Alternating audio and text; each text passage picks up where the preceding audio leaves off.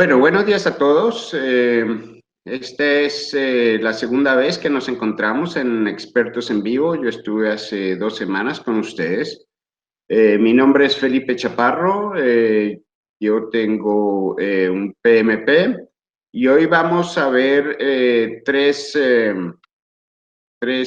módulos que fueron las comunicaciones, las herramientas, la herramienta de responsabilidades y el control. Entonces, mientras nuestro apoyo técnico pone la primera pregunta, por favor, o sea, esta pregunta fue de Marisol Piedrahita, tuvo un número de votos de 10. Ella pregunta, ¿qué estrategia se recomienda para el control de las comunicaciones? ¿Cómo definir los flujos de información y comunicación del proyecto?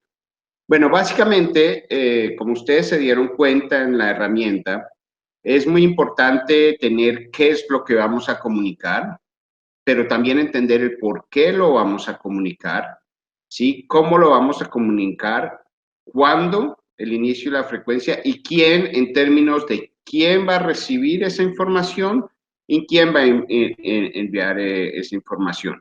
Entonces, con respecto a la pregunta de Marisol, la mejor estrategia es tener un muy buen plan de comunicación al principio del proyecto. El plan de comunicación se hace alrededor básicamente de la herramienta, ¿sí? Y este plan se hace para que durante el proyecto, así como con las responsabilidades, el gerente de proyecto y todos los del equipo sepan qué se va a comunicar y cómo se va a comunicar.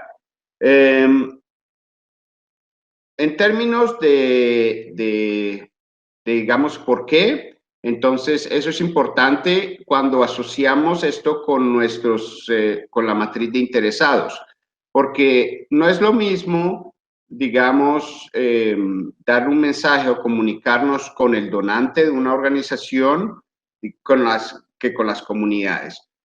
Por ejemplo, el donante puede no estar interesado en todos los detalles del proyecto, en cómo hicieron estas actividades, quién fue parte de la actividad y todo eso. Mientras que a nivel comunitario, sí se pueden estar interesados en los detalles y en cómo se hicieron las cosas. Entonces es muy importante que tener muy bien definido, y esa es una estrategia, volviendo a la pregunta de Marisol, tener muy bien definido a quién le vamos a comunicar y qué es lo que vamos a comunicar. Y esto nos sirve no solo para proyecto, pero nos sirve en muchos otros ámbitos de gestiones y cuestiones así. Otro ejemplo es, yo tuve un trabajo en Etiopía en donde estaba manejando un proyecto de agua y saneamiento. Sí, nosotros nos teníamos que comunicar a nivel de la comunidad, a nivel del grupo de mujeres, por ejemplo, sí, pero también a nivel del donante que estaba en Inglaterra. Entonces, hasta el idioma ahí es diferente de qué es lo que se va a comunicar, cómo se va a comunicar, ¿sí? Y qué hasta aspectos culturales debemos tener en cuenta para hacer esa comunicación. Entonces, una vez, volviendo más a esa pregunta, la mejor estrategia es tener un muy buen plan de comunicación al principio del proyecto y utilizar la herramienta. Más tarde vamos a ver que también se hicieron otras preguntas relacionadas a eso, y entonces que nos va a complementar lo que dijo Marisol, lo que preguntó Marisol. La pregunta 2 fue de Paul, ¿sí? Y dice, ¿qué hacer para gestionar el conocimiento del recurso humano en el proyecto y evitar que se pierda a su finalización? Bueno, Paul, esto es muy importante y más tarde también lo vamos a ver con otra pregunta. Una de las cuestiones más importantes, en mi caso, con los proyectos que yo he manejado a nivel de campo, es tener un muy buen equipo. Y al decir tener un muy buen equipo, yo no estoy diciendo que todos sean iguales o que todos sean, digamos, que tengan las mismas expertise y cosas así. No, en un equipo vas a tener gente de una gama de personas bastante diferentes. En un proyecto que nosotros hicimos, lo primero que hicimos era un test de esos sencillos que te dice cómo le gusta trabajar a la persona. Porque, por ejemplo, yo soy una persona que a mí me gusta trabajar mucho con las manos. O sea, a mí me gusta hacer, a mí me gusta observar, a mí me gusta, es como poniendo un rompecabezas junto, ¿sí? Pero yo no soy una persona que si me dan un documento de 10 páginas, sin ningún dibujito, sin ninguna gráfica, muy seguramente a la página 2 ya estoy aburrido. Entonces es muy importante tener eso en cuenta también cuando tenemos un equipo. ¿Cómo trabajamos? ¿Cuáles son los fuertes de las personas del equipo? ¿Sí? Que van a conformar y que van a implementar el proyecto.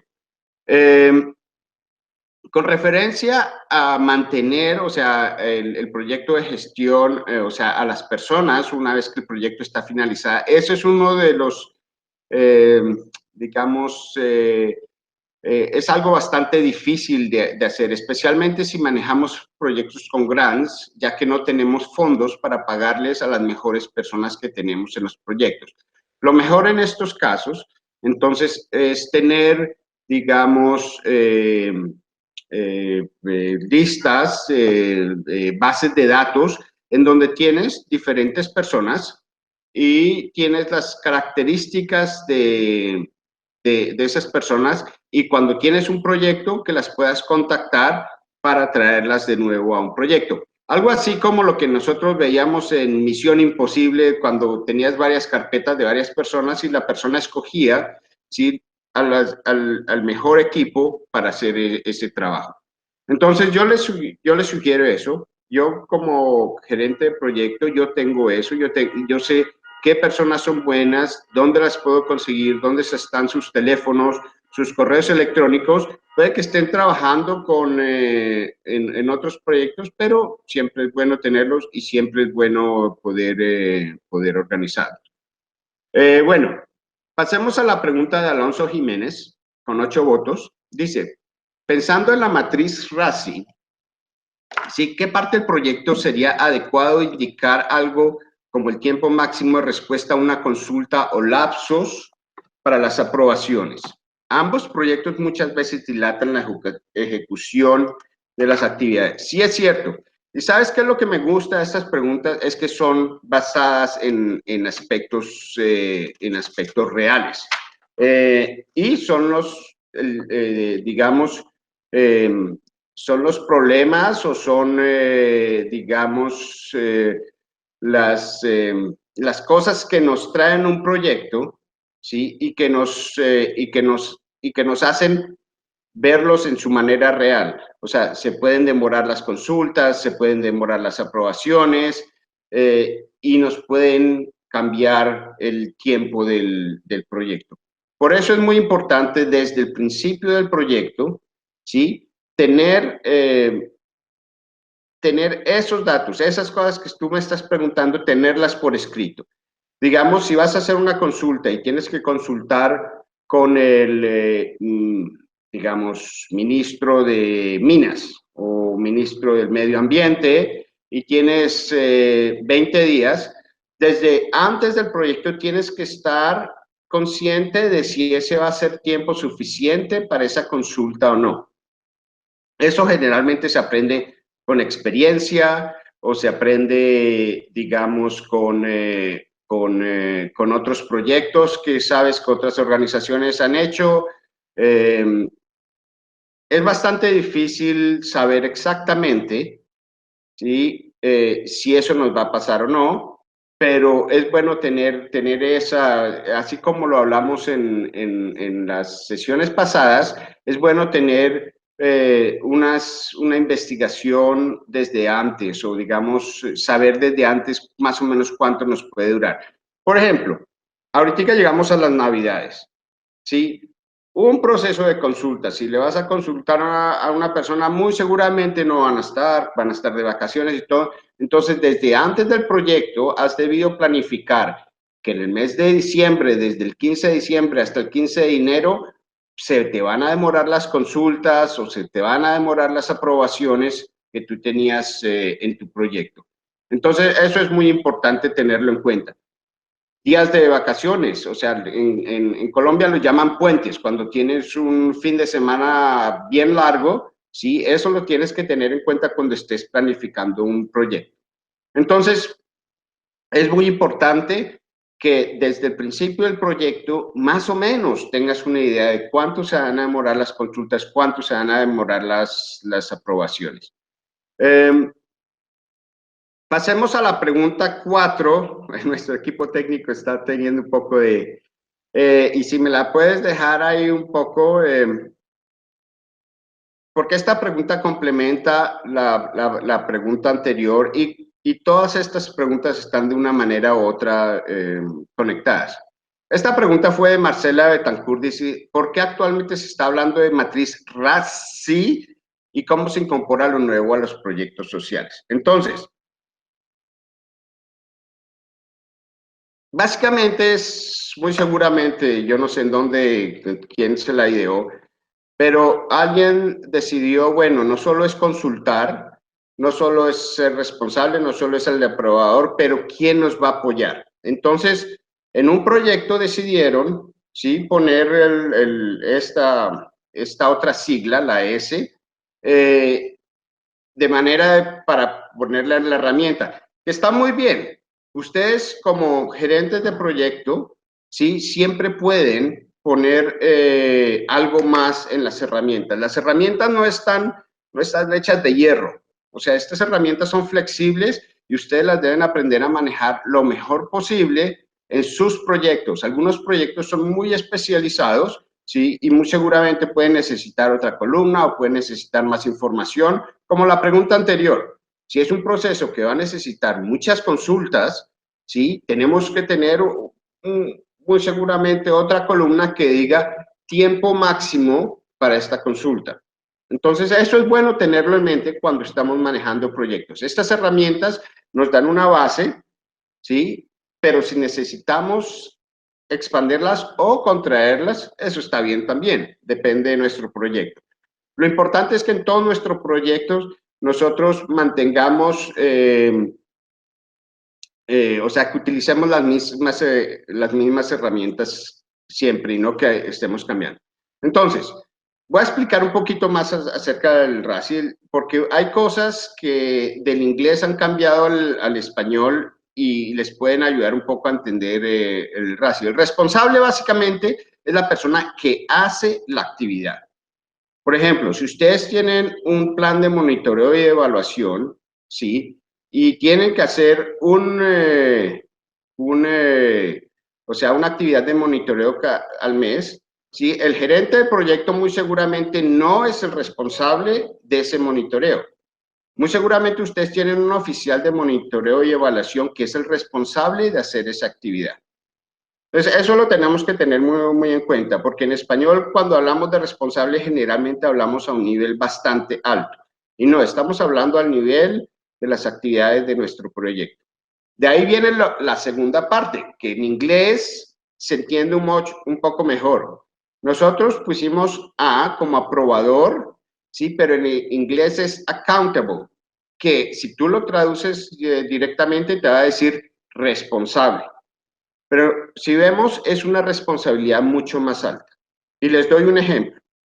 Digamos, el gerente de proyecto es el responsable de escribir los reportes al presidente de la ONG o al presidente de la sociedad civil, ¿sí?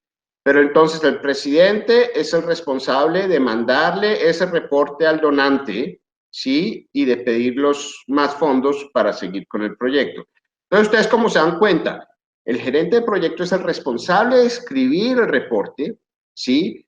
Pero el presidente o digamos, la cabeza de la organización, ¿sí? Es el aprobador en español, pero también es el accountable, o sea, o el responsable al más alto nivel, porque es el donante el que quien le va a decir a ellos si sí está bien o si no está bien en el proyecto. Entonces tenemos que definir esos dos niveles de responsabilidad que trabajar con el RACI es un poco más difícil porque decimos aprobador, pero no solamente aprobador, es la persona que está a un nivel responsable a un nivel más alto, no necesariamente el ejecutor de la actividad. Con esta pregunta, entonces, este RACI que menciona Marcela, básicamente es entonces tener otra columna que nos dice quién nos va a apoyar. Si tenemos una organización, si trabajamos en una organización, en una ONG donde hay varios proyectos simultáneamente, entonces, si los de finanzas tienen 3 o 4 personas, entonces esa S va a ser la persona de finanzas que nos va a apoyar con ciertas actividades en el RACI. Pasando a la siguiente pregunta.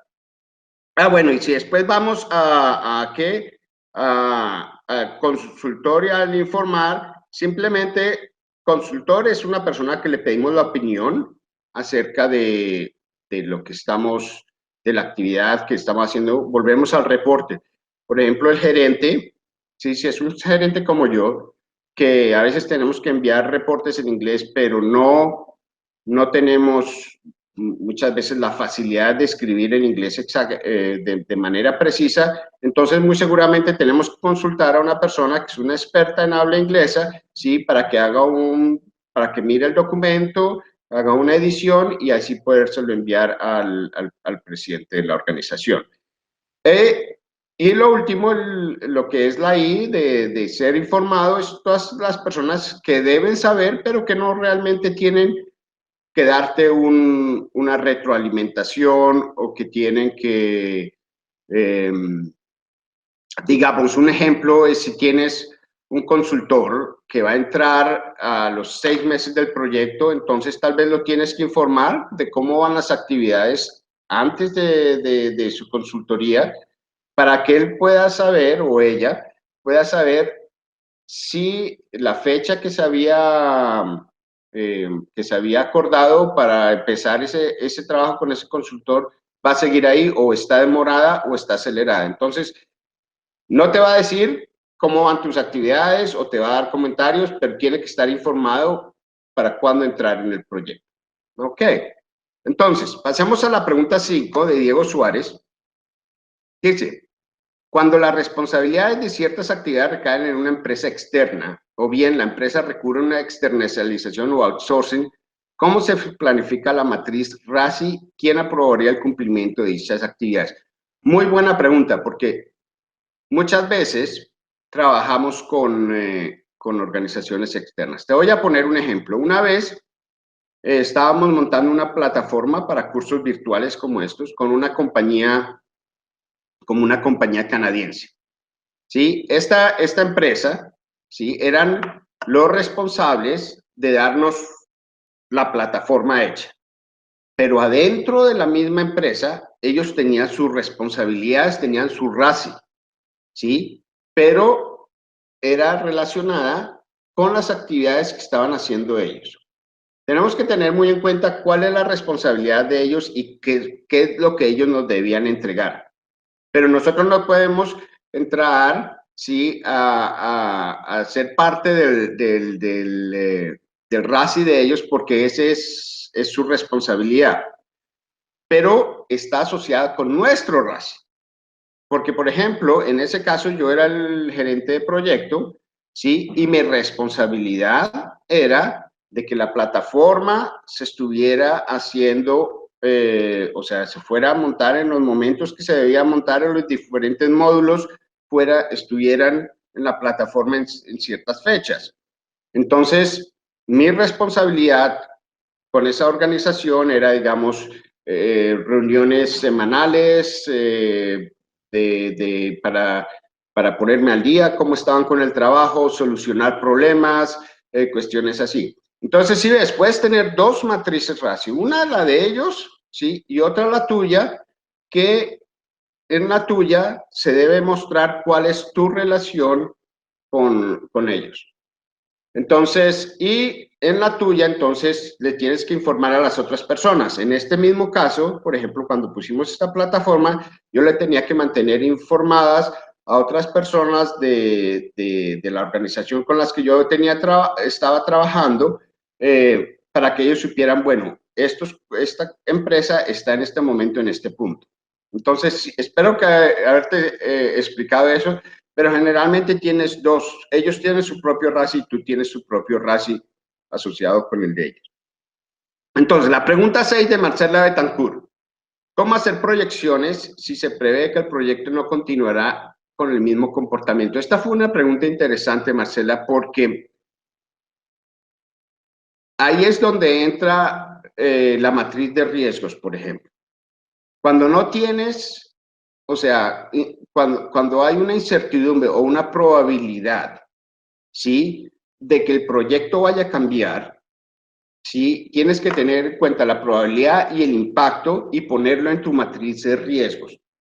Estas herramientas no trabajan solas, estas herramientas todas trabajan unas con las otras y por eso es importante siempre tener esa visión global de cómo funcionan estas herramientas.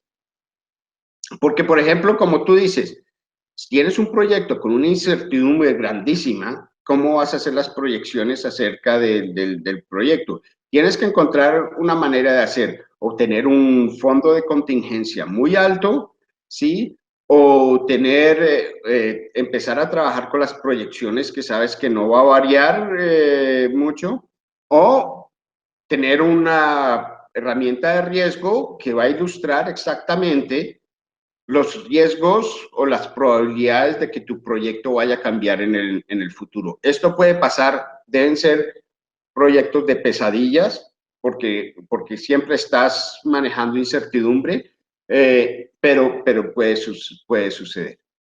Entonces, si pasamos a la siguiente pregunta, la pregunta 7.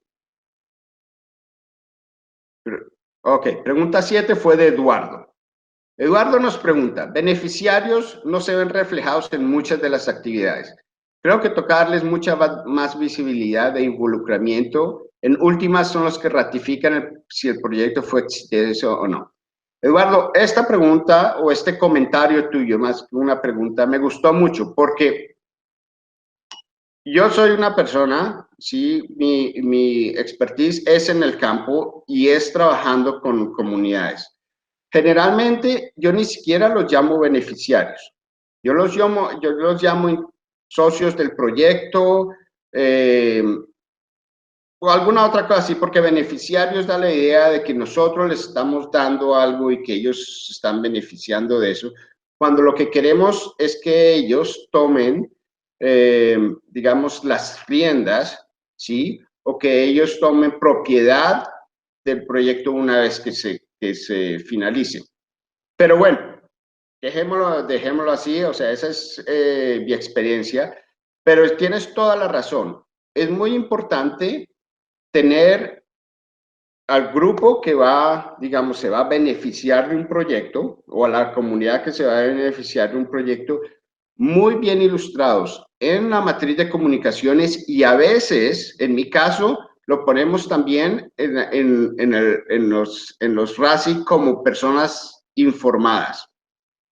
A veces hasta consultores, porque si vas a hacer alguna actividad que está muy relacionada con la opinión que te va a dar la comunidad, muchas veces los tienes que poner en el RASI como consultor. Puede que no sean miembros del equipo del proyecto, ¿sí? Pero si no los consultas, tu proyecto puede fallar. Entonces, esa es decisión del gerente del proyecto en cómo poner, ¿sí?, las comunidades con las que nosotros estamos trabajando. Yo siempre las pongo en mis RASI, yo siempre los pongo en la actividad que ellos tengan que hacer. Generalmente es consultar, informar. Algunas veces hasta ellos tienen las responsabilidades. Por ejemplo, si estás trabajando en Ecuador y tienes un proyecto de agua, ¿sí?, de que vas a conectar agua a la comunidad de lo que sea, ¿sí? Algunas veces la comunidad hace las mingas para abrir las zanjas por donde van a ir los tubos del agua. Entonces, esa responsabilidad, ¿en quién cae? Esa responsabilidad cae en la comunidad. Y entonces, ¿en dónde los tienes que tener? en el RACI, porque ellos es parte del proyecto, de las actividades del proyecto. Entonces, es muy bueno tener eso en cuenta, ¿sí? Y es muy bueno, como tú dices, son parte del proyecto. No estamos, digamos, abriendo un proyecto y la comunidad está allá lejos. Siempre son como parte de un proyecto. La pregunta 8 de Benjamín. Sí, sería posible reforzar el hecho de que un buen monitoreo se efectúa mediante indicadores cuantitativos. Este grupo a mí me gustaron mucho estas preguntas porque se reflejan mucho en cómo debemos ver las cosas. Los indicadores cuantitativos son muy importantes porque ellos básicamente nos dicen el cambio que se está logrando con el proyecto. Y solamente podemos decir que se ha hecho ese cambio si tenemos algo que se pueda medir. ¿Sí? Y las cosas, para medirlas, tenemos que tener números, tenemos que cuantificar. Pero a veces nos encontramos con situaciones en donde, digamos, estamos mirando la satisfacción de una comunidad con el proyecto X, ¿sí? Y lo que vamos a hacer van a ser entrevistas puntuales y foros de grupo. Entonces, a veces cuantificar esa información es mucho más difícil. Pero, sin embargo, podemos tratar, siempre podemos tratar, digamos, poner cosas como 60%, ¿sí? De la comunidad está de acuerdo con que el proyecto se está realizando, o sea, como se debe.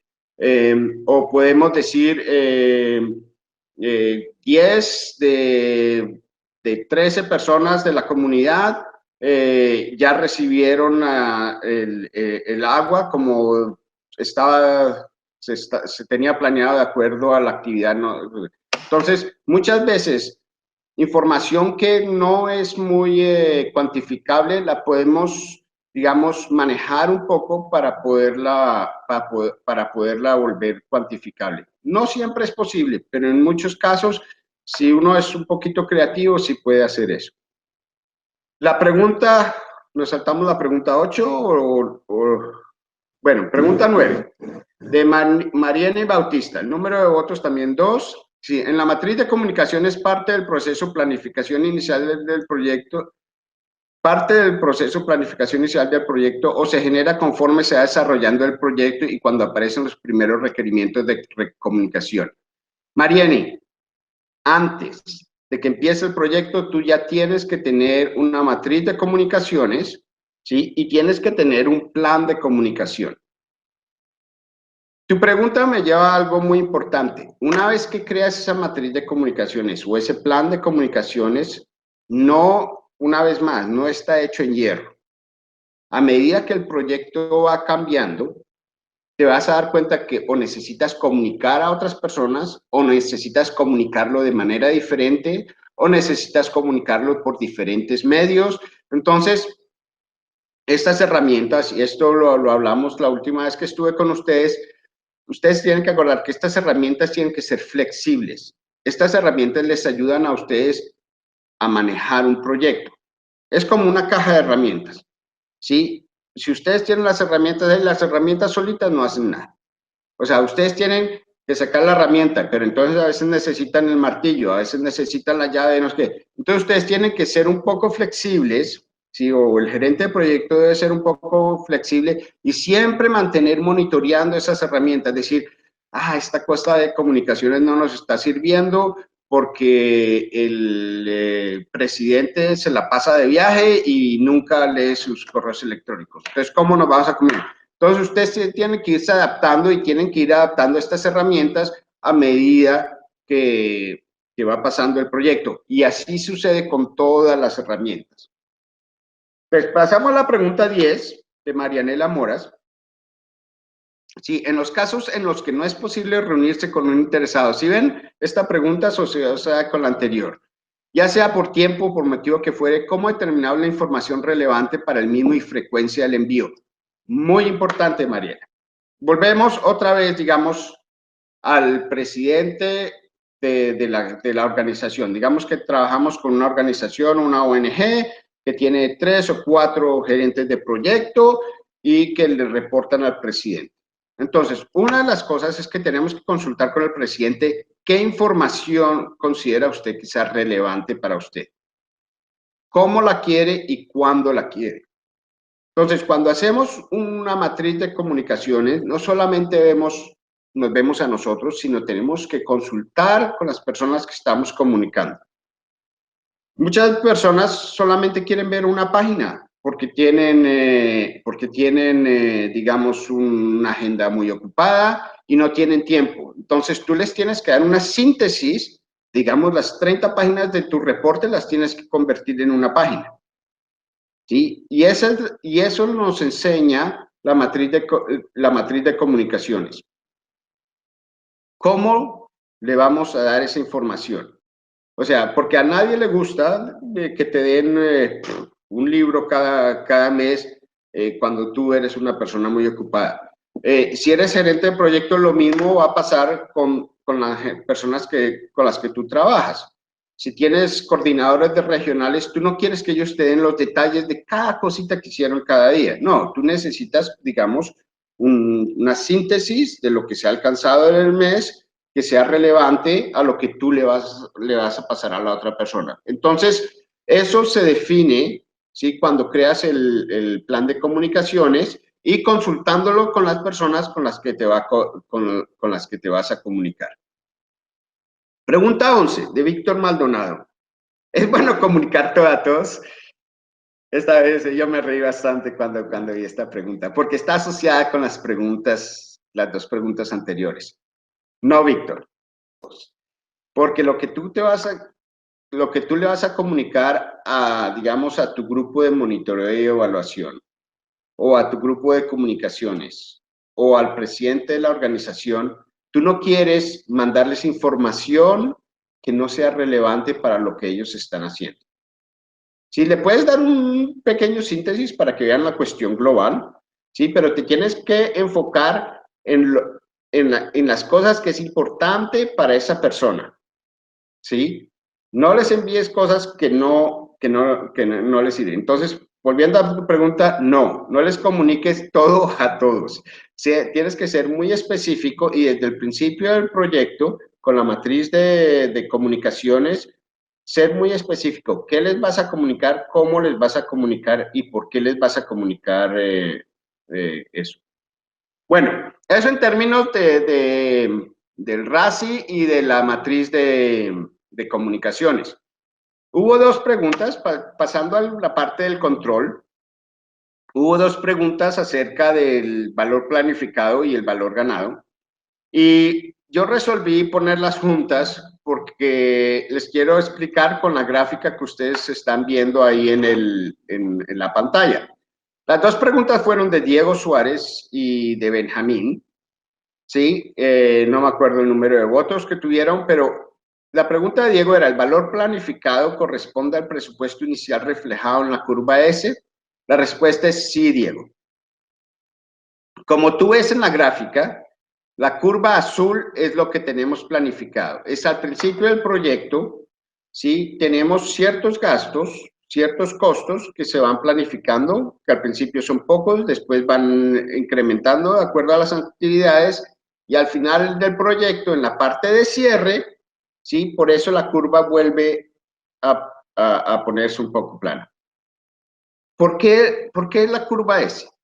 Y yo he visto, o sea, he trabajado con muchas organizaciones en donde generalmente tienen una curva recta con una inclinación alta. Y lo que pasa en estos proyectos es que no consideran los proyectos iniciales digamos, del diseño y planeación del proyecto y no tampoco consideran los costos, digamos, de cierre de proyecto, digamos, como mantener los documentos, como el último reporte. Ya cuando ya no estás haciendo actividades, generalmente eso ya no lo consideran como parte del proyecto, que debe considerarse parte del proyecto. Por eso la curva se ve de esa manera. Entonces, sí, o sea, el valor planificado corresponde al presupuesto inicial reflejado en la curva S. Ya, entonces pasamos a la segunda pregunta. ¿Qué indicadores de valor ganado considera los más importantes para un buen monitoreo de ejecución de un proyecto? Esta fue la pregunta de Benjamín.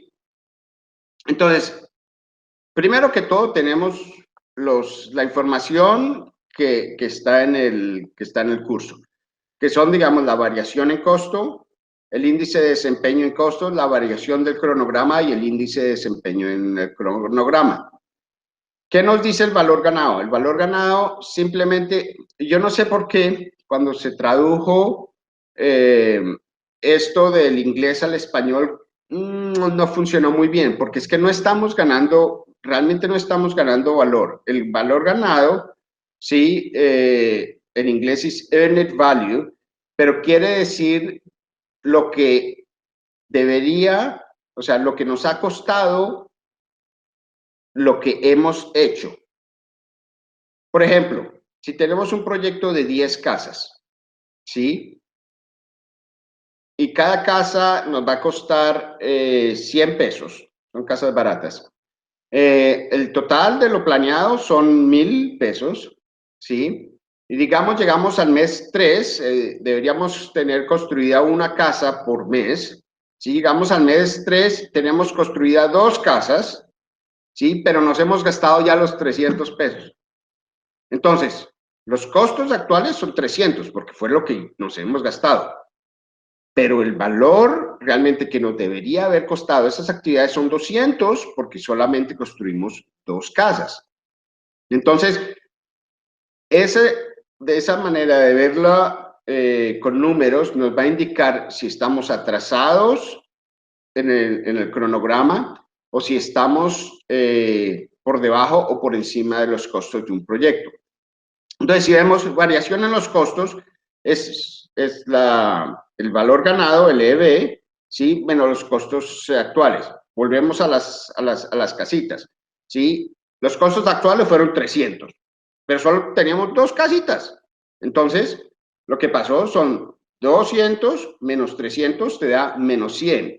Lo que quiere decir que o sea, te estás gastando más de lo que has debido gastar en el proyecto.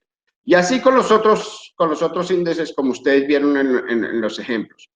La curvita, perdón, la curvita, ¿por qué se las puse ahí? La curva azul es lo que teníamos planeado, que va a la pregunta de Diego Suárez, el valor planificado.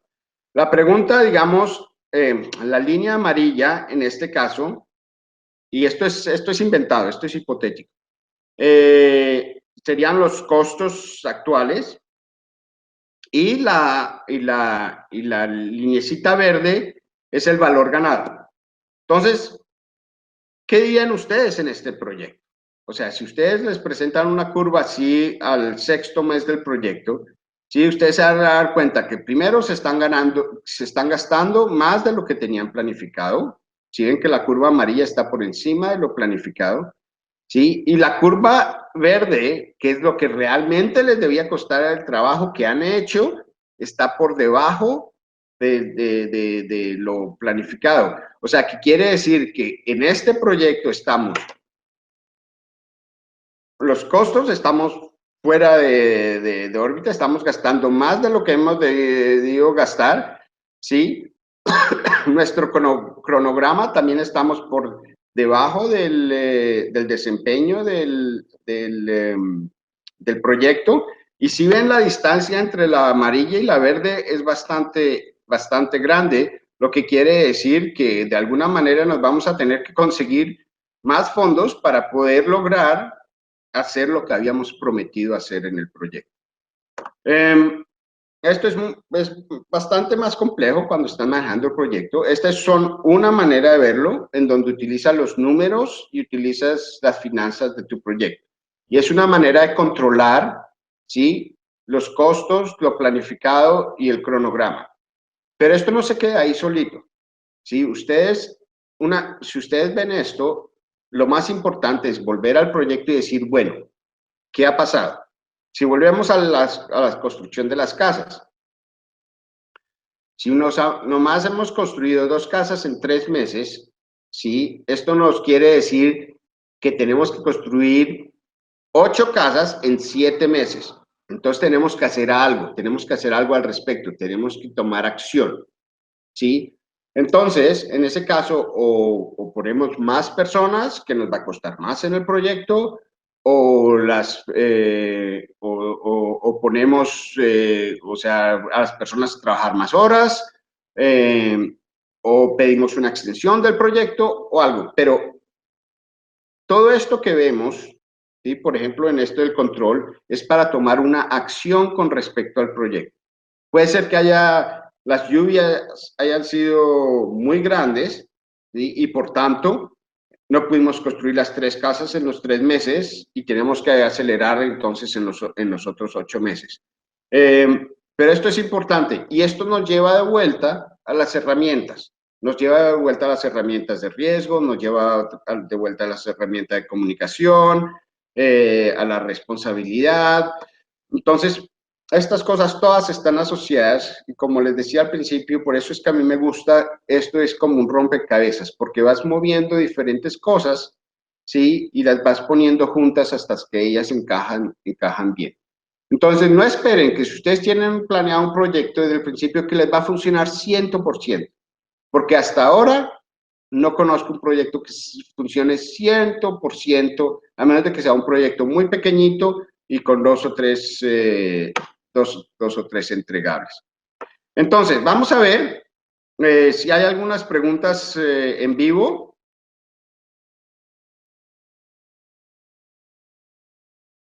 No tenemos ninguna pregunta en vivo. Bueno, ok. Bueno, para alguna información para ustedes, tenemos en el curso tenemos 25.183 participantes, imagínense. Ustedes están compartiendo esto con 25.000 personas, de los cuales tenemos 2.263 que están activos en todas estas cuestiones de los expertos en vivos y esto.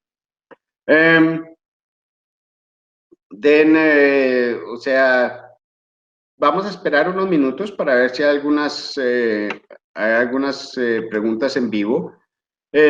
Una vez más, les quiero ratificar que estas cosas no funcionan, o sea, estas herramientas no funcionan independientemente. Todas estas herramientas, como ustedes han visto en el manual, están relacionadas. La estructura desglosada en el trabajo les da la información para mirar los riesgos, para mirar los costos, para mirar. Y estos a su vez están relacionados unos con otros. Digamos, si ustedes tienen un riesgo muy alto de que las lluvias les van a demorar el proyecto, ¿sí? Entonces ustedes tienen que cambiar su cronograma de construcción de casas, de pronto tienen que hacer un crashing o un fast tracking o una cosa así, pero eso qué indica también que el presupuesto se les va a mover. Entonces, si ven cómo estas cuestiones están relacionadas unas con las otras. ¿Qué otros temas vi ahí? Hay personas que a veces preguntan que tienen proyectos digamos, con entidades públicas, entonces que hacen preguntas de cómo trabajamos con una entidad pública. Es muy difícil contestar esas preguntas porque primero trabajamos en distintos países, ¿sí? Y las entidades públicas funcionan muy diferente. En algunos países las entidades públicas te van a hacer las cosas lo más difícil posible, mientras que en otros países las cosas van a ser más fáciles. Entonces, este tipo de preguntas es difícil de contestar, pero lo importante es que si estás haciendo un proyecto en un país en donde sabes que una aprobación pública te va a tomar 6 meses, tienes que considerar eso en el proyecto y no ser muy optimista, decir, no, la vamos a conseguir en 2 meses, porque entonces puede afectarte el proyecto y te puede crear riesgos innecesarios en el proyecto también. Bueno, creo que esto es todo por hoy. O sea, esta es mi última expertos en vivo en este año. Entonces yo les invito a todos ustedes a participar en la próxima sesión que va a ser el 18 de enero. Les deseo unas felices fiestas y una feliz Navidad. Como decía, algunas preguntas. ¿Cuánto deben esperar las aprobaciones y consultas? Espero que sus proyectos no hayan puesto muchas aprobaciones o consultas en esta época del año en que que las personas se van de fiesta. Entonces, les deseo un feliz año y nos vemos el próximo año y muchísimas gracias por participar en este curso y por participar en estas sesiones de expertos en vivo. Un buen día para todos.